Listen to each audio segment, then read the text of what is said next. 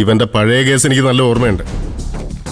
Police നല്ല രീതിയിൽ അത് അന്വേഷിച്ച് കോടതിയിൽ എത്തിച്ചപ്പോ ജീവൻ രാജിനെ രക്ഷിക്കാൻ വേണ്ടി നിങ്ങൾ തന്നെയല്ലേ അതിൽ നിന്ന് പിന്മാറിയത്?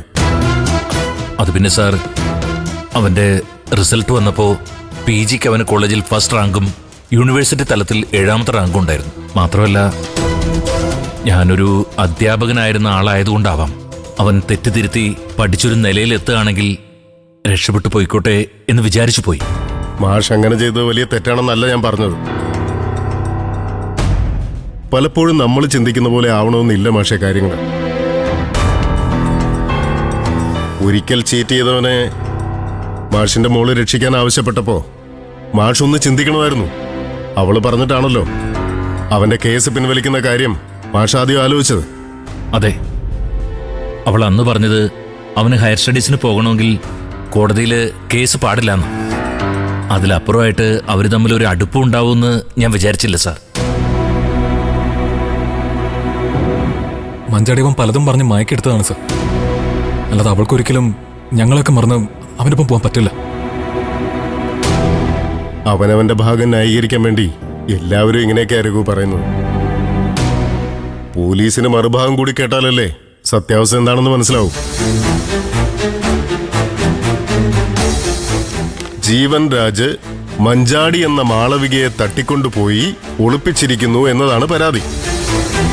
അവന്റെ പേരില് നേരത്തെ ഒരു കേസ് ഉള്ളതുകൊണ്ട് മാഷിന്റെ പരാതി ഇതിൽ പറഞ്ഞിരിക്കുന്ന അതേ ഗൗരവത്തിൽ തന്നെ ഞാൻ അന്വേഷിക്കാം.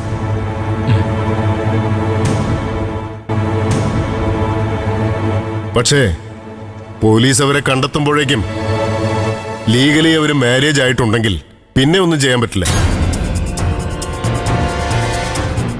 രജിസ്റ്റർ മാരേജിന് അവർ ശ്രമിച്ചതാണ് സർ. പക്ഷേ ഞങ്ങളത് ബ്ലോക്ക് ചെയ്തു. അതിനുശേഷം പുഴക്കര ദേവീക്ഷേത്രത്തിൽ വെച്ച് അവരെ കല്യാണം നടത്താനും ശ്രമിച്ചു. അതും നിങ്ങൾ ബ്ലോക്ക് ചെയ്തോ? ഞങ്ങൾ അവിടെ എത്തിയപ്പോഴേക്കും അവരവിടെ നിന്ന് രക്ഷപ്പെട്ടു സർ. താലികെട്ടൊന്നും അവിടെ വെച്ച് നടന്നില്ലെന്നാ അറിഞ്ഞത്. പക്ഷെ നിങ്ങൾ ഇത്രയൊക്കെ അവരെ ഫോളോ ചെയ്തിട്ടും രണ്ടുപേരെയും അവിടുന്ന് കൈയോടെ പിടിക്കാൻ പറ്റില്ലെന്ന് പറഞ്ഞാൽ അത് അത്ഭുതമാണല്ലോ. സാർ, അവരെ സംരക്ഷിക്കുന്നത് തുരുത്തിലൊരു ഗ്യാങ്. തുരുത്തിനെ കുറിച്ച് സാറിന് അറിയാലോ.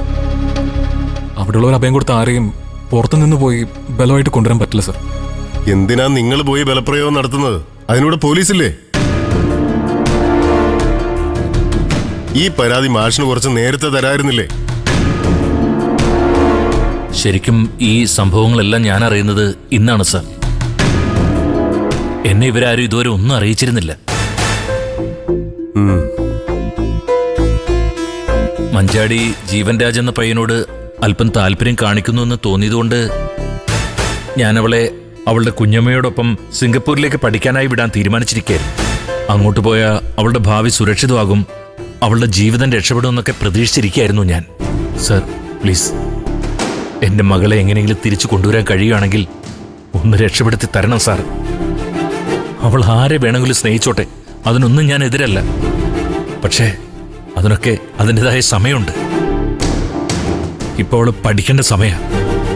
എൻ്റെ മകള് പഠിച്ച് സ്വന്തം കാലിൽ നിൽക്കാറാവുന്നത് വരെ അവളെ സംരക്ഷിക്കേണ്ട കടമ അച്ഛനായ എനിക്കുള്ളതാ. ഒരച്ഛൻ്റെ കടമയെ വില വയ്ക്കാതെ ഒരു മക്കളും തന്നിഷ്ടം കാണിക്കാൻ പാടില്ല. ഒരുത്തനും അച്ഛനേക്കാൾ വലിയ രക്ഷകനായി അവർക്ക് മുമ്പിലേക്ക് വരാനും പാടില്ല. അത്രമാത്രം കഷ്ടപ്പാടും ത്യാഗവും സഹിച്ച ഓരോ അച്ഛനും തന്റെ മക്കളെ വളർത്തിയെടുക്കുന്നത്.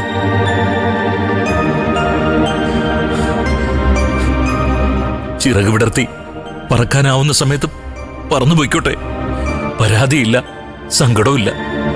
പക്ഷെ അതിനു മുമ്പ് സുരക്ഷിതമല്ലാത്ത ആകാശം നോക്കി പറന്ന ചിറകറ്റ് വീഴില്ലെന്ന് എന്താ സാർ ഉറപ്പ്? മക്കളെ സ്നേഹിക്കുന്ന ഏതെങ്കിലും ഒരു അച്ഛന് അത് സഹിക്കാൻ പറ്റൂ? എനിക്ക് പറ്റില്ല.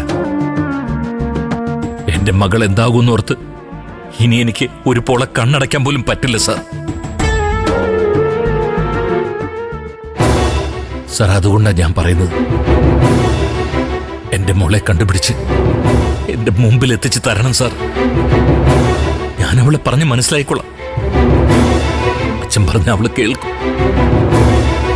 ഒരു തവണ എനിക്ക് അവളെ കാണാൻ സാധിച്ചാൽ മതി.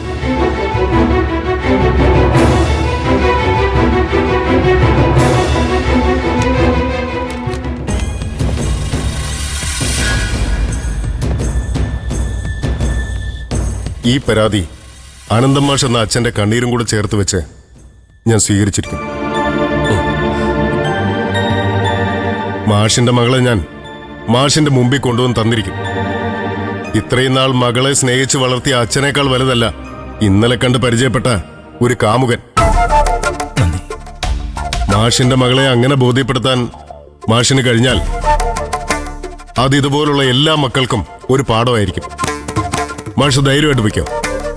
താമസിയാതെ ഒരു ഗുഡ് ന്യൂസുമായി ഞാൻ മാഷിനെ വിളിക്കും. ഞാൻ മാഷിനെ വിളിച്ചിരിക്കും. നന്ദി സാർ. മതി. ശരി സാർ. ശരി സാർ. ശരി.